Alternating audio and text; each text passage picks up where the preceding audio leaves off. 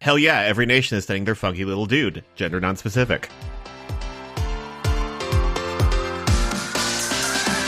Hello, and welcome to the EuroWhat, episode 212, dropping on December 19th, 2023. We are a pair of Americans trying to make sense of the Eurovision Song Contest. I'm Ben Smith, and I'm here with my co-host, Mike McComb. Hey, Mike. Hello.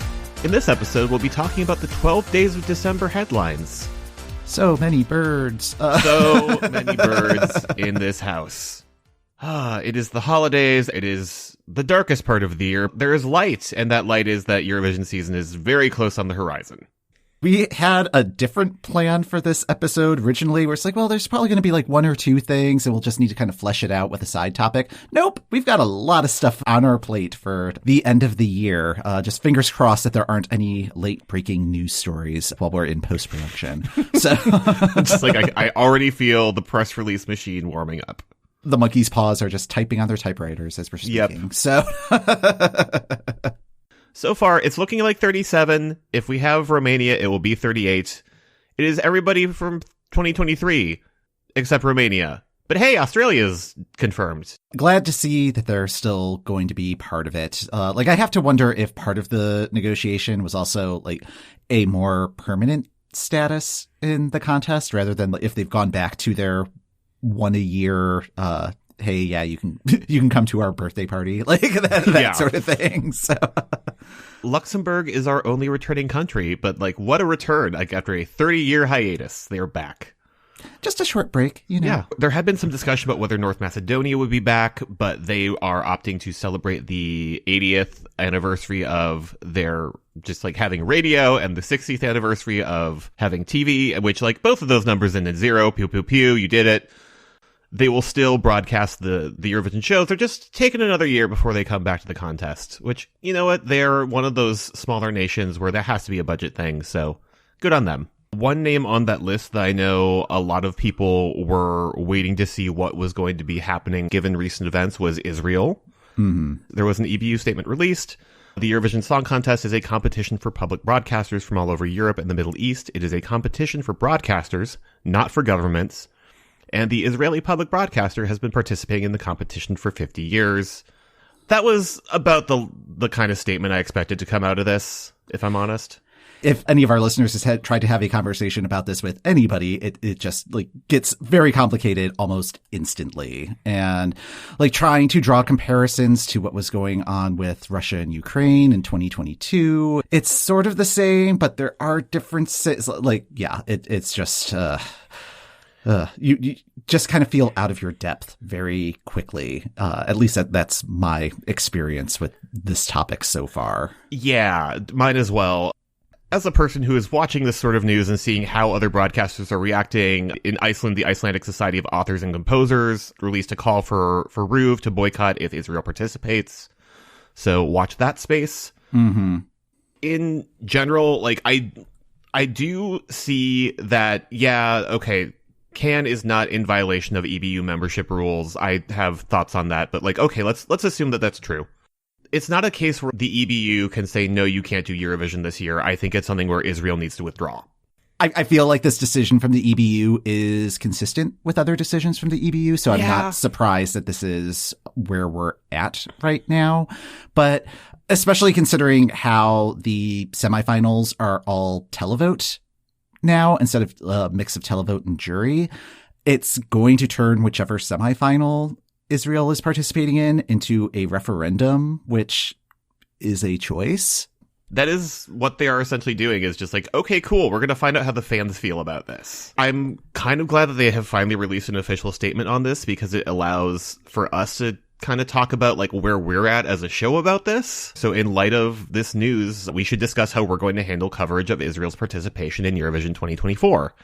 If you follow Eurovision blogs such as EuroWhat or that Eurovision site and ESC Extra, all of them have released statements on how they're restricting their coverage of Israel's contestant selection process. This is in response to Israel's broadcaster using the selection program to promote the country's military and its actions taken in Gaza. Given the weekly format of this program, we are able to adopt more of a wait-and-see approach in terms of what we talk about and when we talk about it. Our format also mixes in commentary, which can be construed as critical, supportive, or both, particularly when you and I disagree. To that end, our current plan for discussing contest logistics related to Israel will be a similar plan of action as the blogs. We will report when Israel selects their entrant and reveals their song, but we aren't planning on offering commentary or first impressions at that point. We may also reference Israel when discussing the semifinal allocation when that happens, but we aren't planning on centering the allocation discussion on that particular point. We have not yet determined how we will be approaching discussing Israel's entry when we get to our formal review series in March and April. A lot can change in the next few months, and we want to remain flexible in how we plan our coverage. Again, our wait and see approach.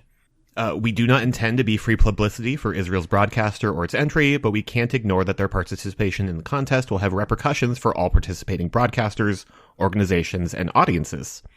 Our job as media is to document the choices made by the delegations and the EBU, as well as any consequences that follow. There is no correct path forward, and we may be out of our depth, I definitely feel out of mine, as we try to proceed, but we do need to try to proceed as we attempt to document and analyze Eurovision 2024.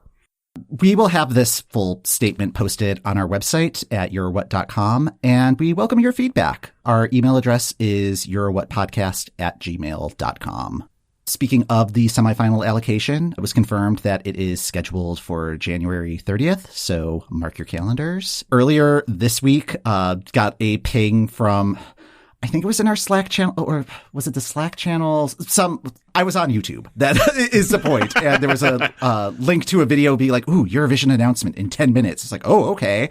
I have no idea what this is about. Is this a news thing? Are they confirming that Romania is or is not joining? Like, what is going on? They revealed this year's color scheme. Okay. Okay. This could have been an email. The theme is Eurovision lights. And, it's kind of a, I don't know, like I described it in our chat as, Rainbow Road N64 version. Yeah. And my immediate response was it's giving Spotify Wrapped. Yeah. Gradients, pastels, a lot of oranges and reds. The designs have more or less been awesome the last several years. I'm just wondering if the color scheme reveal is the new slogan reveal, since the slogan's now that we've taken away coming up with a new slogan every year. Yeah. So, I guess get hype about that for years to come. Eurovision 2024, Tequila Sunrise. Yes. Yes. Correct. Yes. Adding that to the menu ideas for Eurovision party. Yeah. Excellent. Hell yeah. Yes. It's like one of those fun layered cocktails where it's got all the colors. Heck yeah. Yeah. Grenadine for all. Excellent. Just like a fun citrus smoothie sort of a deal. Yeah. We love it. Adding that too. All right. Yep. Got to start planning these things early, you know? Yes. So that is all that's happening in contest-wide logistics news. We had some artist and song selection news that came in as well. Between our last episode and this episode, it was announced that Czechia was going to have their national final. And then they had their national final. And then they named a winner. Like, all of that has happened in this very brief in the last 2 weeks. Time. It's great. Yeah. So ESCZ returned with 7 contestants. It's nice in the States. It was just kind of like a lunchtime show on a Monday, which is how I kind of prefer my selection shows. Yeah, like I was having like kind of a slow Monday at work, so like had it on one of my monitors. It was great. What did you think of the show overall? I loved that they were in a live venue this year. Just like the energy of the crowd was really nice. I had forgotten how awkward the hosting is, and it was delightful. Like, I mean that affectionately. Please keep him on retainer for hosting ESCZ. Mm-hmm. Yeah. As the first selection show of the season, like it felt like a good kind of amuse-bouche appetizer sort of thing. And I didn't think it was really the best showcase for the songs. No. It was in some sort of nightclub or bar, I think. Yes. And so it kind of had the aesthetic of the pre-parties that happen in April, with the sound quality and weird camera angles that entails. I wasn't really able to pick a favorite song from the bunch because it's like, I kind of want to go back and listen to the studio versions. And then not all of the studio versions were easily available. And it was just, But yeah, no, the host was delightfully awkward. Caesar Sampson, I think having him as some sort of musical advisor on picking the 7, great. Having him interview them, actively detrimental to how I process these entries. Yeah, I get the sense that he's not a strong interviewer, which is fine. Like, that's not like, that's not what I was not here. expecting that from him. A lot of questions that are just sort of like, I don't know, like on game shows where it's like, what are you going to do with the money if you win? It's like, I don't care. Yeah. It was a fine show, but yeah, probably won't be like the most remembered show from this Eurovision season. The winner of the contest was Aiko and her song Pedestal.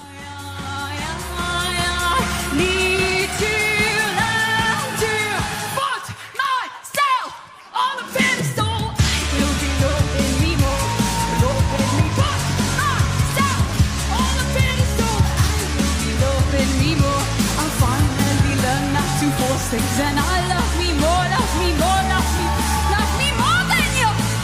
Fuck myself. All the things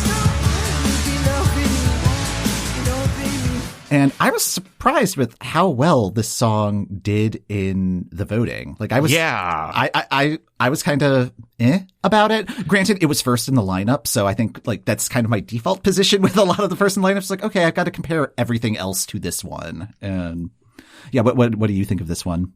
My first encounter with it was as part of the final. Like, I don't know if these were released online somewhere before the final, but like there was a moment in the hosting of, for the people who haven't heard this song yet, I'm like, do you mean everyone? Yeah. Because this is the first time I'm engaging with any of these. Yeah.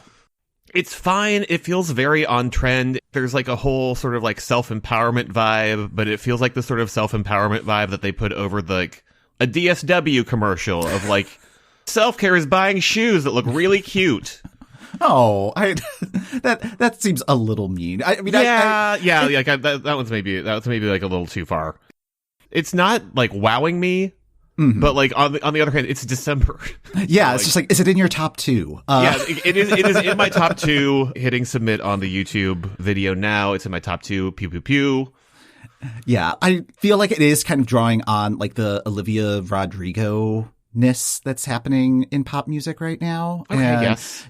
I'm kind of hopeful that maybe this is a sign that we're going to be getting out of the 80s nostalgia retro pop that really has not been working at Eurovision. And yeah, if this is like a newer sound, it'll be fine. I'm okay with this one winning. I don't feel like there was anything out of the 7 that really felt like, yes, this, and I'm disappointed about this one because like they were all at about the same level. I feel like they did a good job of curating this collection of songs. Yes, I think that is a great way of framing it. And I mean, like they have a lot of time to revamp, figure out performance, like really put the work into making this an awesome entry, which I think is like Czechia's strong suit. Like that's what they do every year. I briefly thought that I did not know how to do math anymore around weighted averages just because I was looking at the numbers and like it's not working. Because if you look at this, Aiko ran away with the international vote, got like 59.4% of the international vote, and got 5th in the Czech vote. And like I was assuming that the Czech vote got 70% because it's a 70-30 split, and I assumed that it was in favor of Czech. And then I was like, but the math doesn't work out. And then, no, like the split is in favor of the international vote. Yeah, which is interesting because Ellie, she won the Czech vote by as incredible margin. She got 58.5% of the Czech vote. I'm wondering how that is going to impact support from the home team. I'm of two minds about it. On one hand, I feel like Czechia's entrance should be reflective of what the Czech viewers wanted. On the other hand, they can't vote for this. So what did the international audience like? We'll send that. I think it's just maybe like the numbers are so stark this time around. Yeah. That like last year, Vesna was the absolute winner of this. And here it's just like, oh, well, there were a couple of choices here. And yeah, like I could see this being controversial in a way, like as controversial as a song contest can be with these particular entries. So yeah. So we'll see how this progresses as we get closer and closer to that top 37 or 38. A few artist announcements sort of popped out of the blue this week, including the Netherlands. I had been following the various press releases from within the last 2 weeks. There was like, not really a leak, but just sort of it's down to these 3 people. And like one of them is Ilse de Long. And then Ilse de Long immediately went and said, I am not participating. Where I'm like, oh, the Netherlands was scoping out who was leaking stuff. Like that's what that felt like to me. It was very Rebecca Vardy's Instagram stories. Yeah. Or like how atlases sometimes put fake cities in there to see if people are stealing their maps. Yeah, just like they're like, okay, somebody keeps leaking stuff to the press. Let's send out an email and then immediately send another email to everybody except the 5 people we think are doing it. It was especially funny to me because like within days it was just like it was none of them. They have picked Joost Klein. Love to see a Dutch name in the mix. Just like Joost. Heck yeah, 2 O's. He is a rapper and former YouTuber from Leeuwarden. When he got announced, I'm like, oh, cool. The person that like got Cardi's seal of approval on TikTok earlier this year got the pick. Just like I was very proud for him to be announced.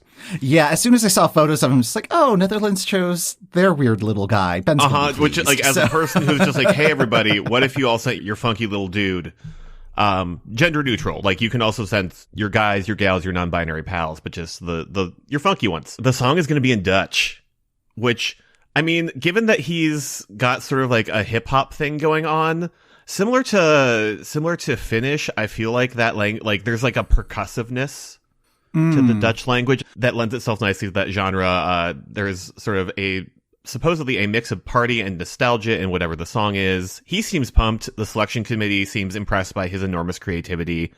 I'm interested to see what comes out of this. I am too. If it ends up being a handful of tattoo clones and cha-cha-cha clones this year, it's like, what is that going to look like? Yeah. I mean, like, I love this pivot for the Netherlands too, because like, this year's entry was fine, and like it felt very sort of like getting locked into the groove of like what we think Eurovision is, and like it didn't work out. They came 11th, and like this feels like a nice pivot from that. Like, what if we set like a weird thing? Yeah, and I mean, I think it'll be nice for them to send something that is potentially upbeat. Like it's been a minute. So. Yeah, please send something fun. Slovenia also announced that they will be sending Raven to Malmö. Originally, Slovenia was going to do a selection show called Missia Malmö, and that was going to be 4 songs, but they just decided, you know what? Nope, we're just going to internally select Raven. And Raven has a really strong resume in the Slovenian process. She took part in Emma in 2016, 2017, and 2019. She finished in second place in 2016 and 2019. She missed going to Eurovision by like 130 votes in 2016. So she's been ready. She's been ready, and she's someone that I think the public's going to support. I was listening to her tracks prior to recording today, and yeah, she is delivering a sound that I am really responding to. Like, it's kind of like electro pop, but ballady. She has like some operatic tendencies as well, like kind of in the Aminata lane, which is okay. Yeah, no, I see why that appealed. Yeah, I just saw electro opera, and I'm just like, hell yeah, every nation is sending their funky little dude, gender non-specific. I think this is a great choice for Slovenia. It's a pivot from what they've sent the last couple of years, which is great, and looking forward to hearing her song Veronica, which is scheduled to be revealed on January 20th. All right, and in late-breaking news, announced on Strictly Come Dancing, the UK's entry for next year is going to be Ollie Alexander. Huh. Yeah, and like that had been rumored. I believe you posted something in our little Slack about it, and I responded with the Demi Lovato "Get a Job, Stay Away" from her, just about the rumor mill this time of year. Yeah, it was from Wee Wee Blogs. Will Ollie Alexander sing at Eurovision with a Dua Lipa song? And it's like, oh, that is excellent clickbait. Yeah, it's just like all the things you want in the headline right there. But yeah, it's not that far off. Yeah. I mean. So Ollie Alexander of the band Years and Years, which let's circle back around to that because I have thoughts about that. But this is going to be the first song he releases under his own name. The interesting thing to me, almost more so than Ollie Alexander, which like good get BBC, good choice. Yeah. The song is a co-write, at least. I'm hoping it's also co-produced by Danny L. Harrell, who is part of the PC music crew, which that's been like the last decade or so. They've been doing like some very like left field pop, but like over the course of that decade, it's gotten more and more mainstream. Most notably, Danny Elharl is on the production and writing team for Dua Lipa's new single Houdini. Okay. Yeah, is like part of me is very excited as someone who's familiar with Danny Elharl's production work, because he's worked with Caroline Polachek, and a lot of his own stuff does a good job of mixing standard pop music with hardcore and other electronic side genres in a really fun way, and like kind of trancey stuff. The caliber of songwriting that's happening is really impressive, and just sort of continuing our theme of weird little dudes. Yes. It's like if you're not going to put them on the stage, because like Ollie Alexander, this is a known name, this is a pop star. But like if you're not going to put them on the stage, like definitely put them behind the boards and in the co-write room. This whole announcement seems like it's the BBC saying, oh, we are taking this seriously. Like they are sending a known name, but then also the fact that it is being announced on Strictly, which is one of the biggest shows in the UK. It's a show that doesn't have a spring season. So like if they wanted to hit the biggest show, like this is the time to do it. It needs to be now. Yeah. So yeah, I am very intrigued with this change in direction. It's just like, oh, wow, BBC's finally waking up. This is good. So my slight concerns, I am aware of Years and Years. I have been a fan of them since their first single started popping up on the US side of things. Like their first album, really good. Their second album, very good. I kind of fell off with the third album because that became like an Ollie Alexander solo project, even though like the band started before he joined, which is kind of weird. And it's a good time to pivot to releasing music under your own name. I'm trying to temper my expectations because I feel like just sort of dealing with the UK on a year-to-year basis is just sort of constantly cycling between we're so back and it's so over. There was one article that I saw where he said that like he's known for a couple of months that he's going to be the representative. So like they've been working on this for a bit, and the fact that it's being announced so early means they have even more time to work on it. So I don't think it's going to be the normal cycle of instant heartbreak that that we've grown so accustomed to when it comes to the UK. Yeah, like I'm mostly just hoping they learned from last year that okay, let's make sure the live vocals sound good too. Hopefully they will be able to reach the highs that they reached with Sam Ryder, who, speaking of, he has a top 10 single right now in the UK, possibly aiming for Christmas #1. Yeah, he's got in for that Christmas #1. Yeah, it's a song called Your Christmas to Me. So, I think that's great that Eurovision is still making some noise on the UK side of things. Speaking of Christmassy type stuff, I was recently a guest on the Eurovision Song Contest, Eurovision podcast hosted by a friend of the show, Bradley. This one was a really fun one. It was a bunch of previous guests on that show gathering to talk about holiday traditions from the different countries. And we also did a Eurovision themed Secret Santa exchange. I'm sad I could not be there because I have so much delineation on Secret Santa and Yankee Swap and White Elephant. But also, nobody needs me to knowledge drop that for 20 minutes. So maybe it was best I stayed home. Yeah. But yes, if you're looking for ideas for Eurovision-themed gifts, definitely a good source there. We will have a link to those episodes in the show notes. And over on our Patreon, we will be dropping our standard holiday treat of talking about the other pop culture and our media diets from 2023. I have looked at our short list of things that are on the discussion table, and it's going to be a lot of fun. And thank you, as always, to everybody who supports us on Patreon. You make this show happen, and we appreciate you so much. Yes, and if you would like to join in on the Patreon fun, you can check that out at patreon.com/EuroWhat. The national selection machine is really kicking into high gear in terms of what is to come very soon. Italy released the list of artists for this year's Sanremo, and dang, a lot of known names are happening at next year's Sanremo. Yeah, it's almost like a tournament of champions in a way. You've got Mahmoud, Diodato, Il Volo, Emma from 2014, Ricky e Poveri, which want to say they were late 70s. I forgot to put their year in the notes. But yeah, like you've got a lot of people who've already done Eurovision, a lot of other names that are familiar from recent Sanremo competitions. The one that I have my eye on is Alessandra Amoroso. She is a very big pop star in Italy. Like I have her tracks in my Spotify independent of Eurovision. I think I saw some of her music videos when we were in Turin a couple of years ago. Well, on my end, the one that jumped out to me, Annalisa, wasn't in the actual competition this year, but performed her song Bellissima. I've had Bellissima on my Spotify playlist since that performance. So I was very excited to see her in the actual competitive mix this year. I think that this is Amadeus's last year as creative director. So like he's just kind of going out with a bang. I feel like what we're saying between the two of us and who we're excited for is Italy, send a woman. Yes, Italy, send a woman. And it's a huge field, too. There's going to be 30 competitors total. They've announced 27. There's also the Sanremo Giovanni competition, which is happening the day that this episode drops.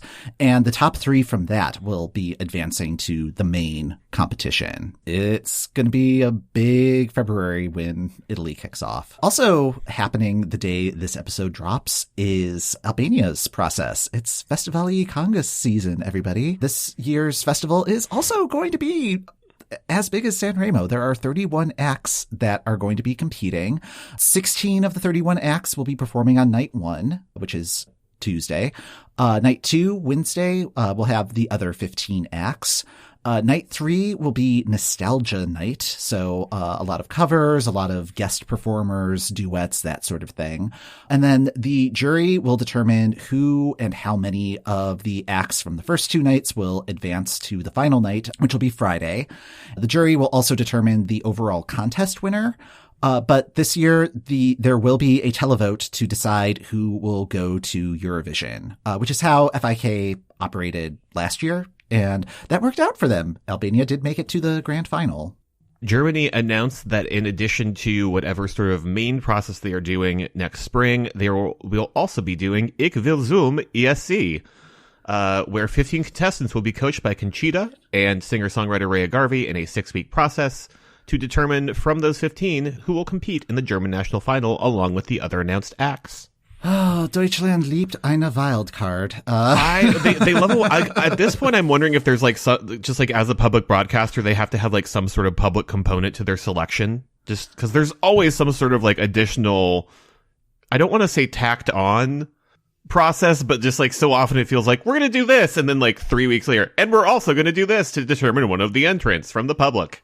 Yeah, and this one, it just really seems like it's going to make things more confusing. Like, yes. I do not plan on tracking this show just because it's like, okay, it's going to be 15 people, only one of whom is going to submit a song. Like, if there are other songs that are in this process, it's like they're not actually, I don't know.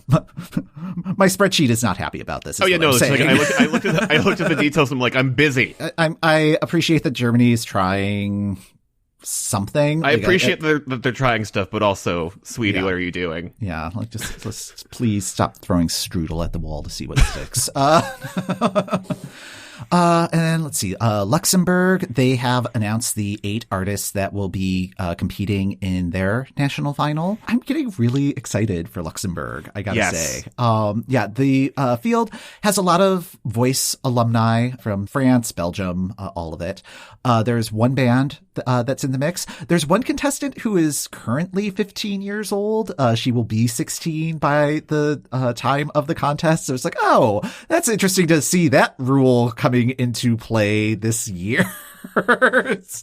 Yeah, I don't know. I appreciate Luxembourg doing this kind of drip, drip, drip approach. Like they've announced the artist, and the songs are going to be released in early January, and then the final will be on January 27th. So yeah, getting excited about it. Looking forward to hearing Luxembourgish, which I'm not sure I've heard outside of like Eurovision Again context. And even then, I'm not 100% certain that I've heard Luxembourgish. So. Finland also doing a nice steady drip, drip, drip of what's to come with this year's UMK. This week, they announced the co-hosts for UMK. And per the press release, we have Finnish comedy queen Pilvi Hämäläinen ex-UMK finalist and pop prince, their words, not mine, Benjamin, and TV host supreme Vivi Pumpanen.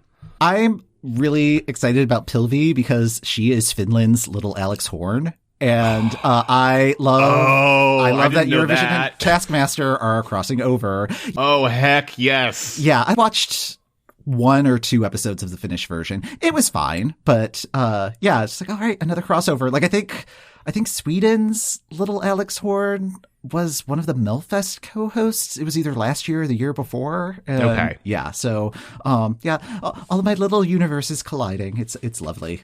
Can we make all the entrants do a prize task? Yes. Oh, good. Oh, wow. Just like, yeah, right? Anyways, like, I just woke up and saw in, like, the Instagram caption, Benjamin to host UMK. I'm like, did I miss an email? Did I miss several emails? You won the lotto. Yeah, just like, oh no.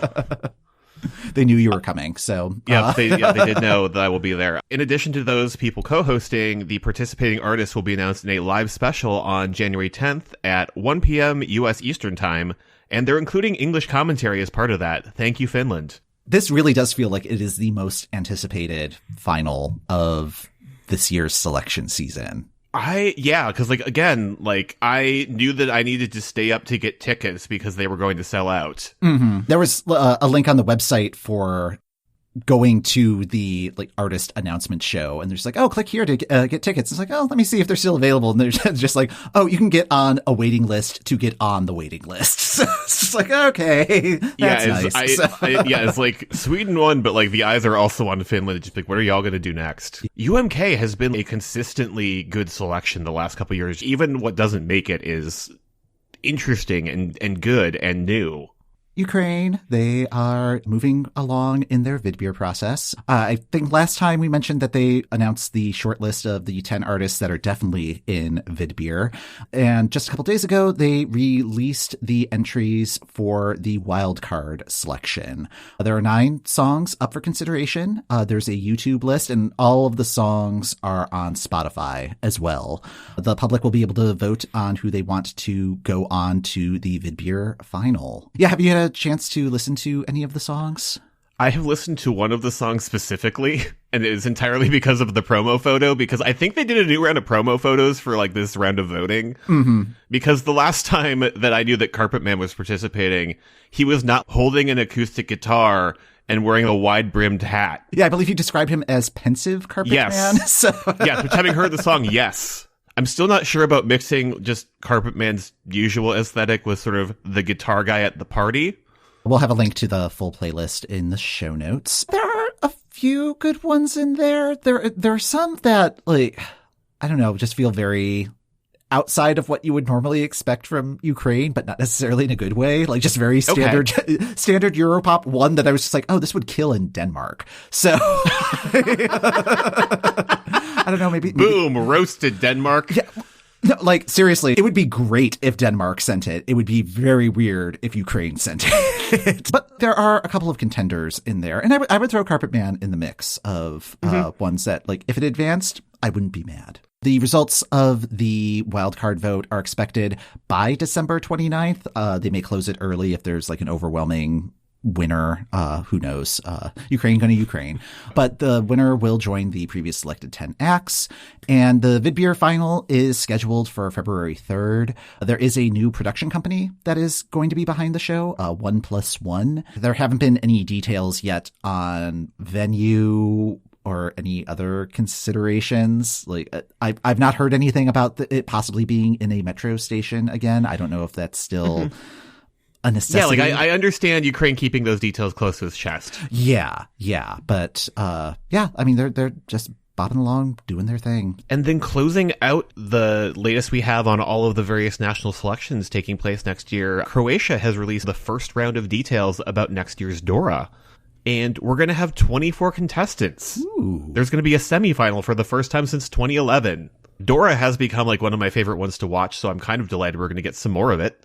I am too. Yeah, because I feel like with the scheduling, it always kind of falls under the radar because it just happens to fall on like a Super Saturday where there's like 8 other things happening at the same time. Looking at who's participating next year is also very interesting. We have Damir Kedjo back. He was going to be the representative in 2020, and then a pandemic happened. The one that really kind of blew me away is that Let 3 is in the mix again.